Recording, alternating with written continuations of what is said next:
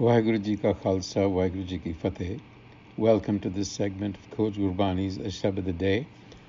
Our recitation today is the second Shabad from Sopurukh Bani, Asa Mahalla Chotha, Tun Karata Sachiar Menda Sain, Jo to Pave, Soi Thisi, Jo Tu Dehe, Soi Hau Pai Rahao.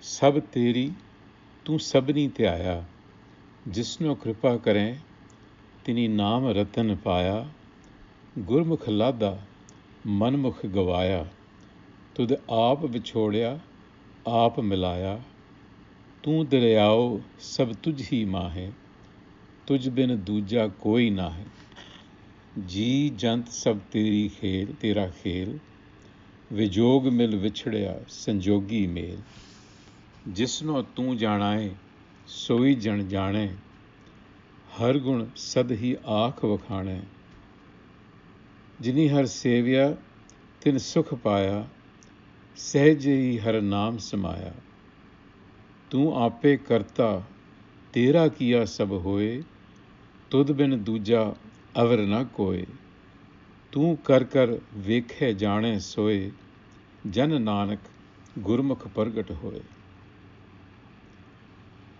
So the impression we get from the Shabad very clearly is that the universe and our existence in it comes about in a way that no one can really foresee or predict or control.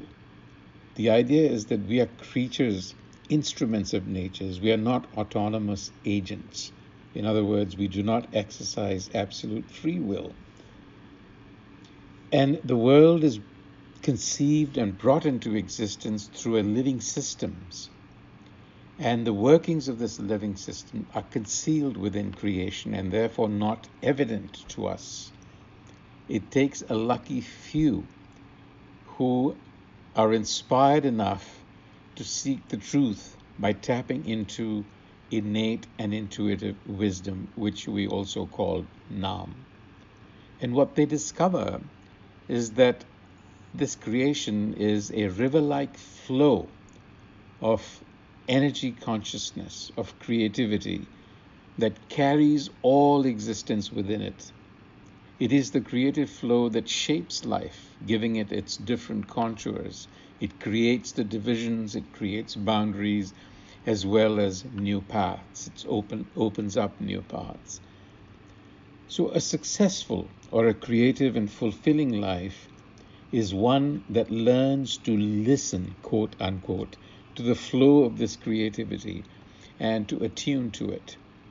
And in such a way, the Guru-oriented manifests. Gurmukh Pargat Hoy. Now, this stanza appears to dispel the notion that we are creators of any sort. What that means is that we are not in control of our existence, certainly not entirely in control of our existence. And elsewhere in Gurbani, creation has also been likened to a game whose rules are given. We just don't write them. We accept them. They're given to us. And not only that, but you're not the only player in town. There are many others playing the same game. There is interaction. There is linkage. So what does that mean? That we do not have full free will, meaning that we are not the creators of our experience.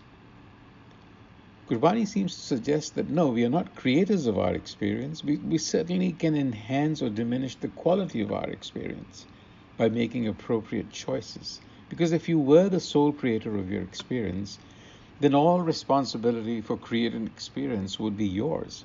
And yet we know that we live, as we said, in a very interdependent and closely linked world, where what others do has an impact on us. Not only what others do, but there are other things unseen that happen all the time. There is stimulus around us that works on our conscious and subconscious that impacts us. So what one can gather from this is that the universe is meant to be experienced. It is what it is. And there are choices that can be made and things that can be done which directly impact the quality of our experience. The encounter with life can be influenced. And this intuition comes from Nam, the knowledge that is woven into the texture of this universe. And it is the Guru's Shabad, the Guru's instruction, that brings about an enhanced awareness of this knowledge. You can think of it as an expanded consciousness that gives you an insight into how creation operates, not only as the laws of nature, but also how it manifests in your consciousness and in human culture. Because as expressions of physical laws, we are intimately linked with phenomena around us. We have a symbiotic relationship with it. So what we do is not entirely of our own making, but also the making of those around us.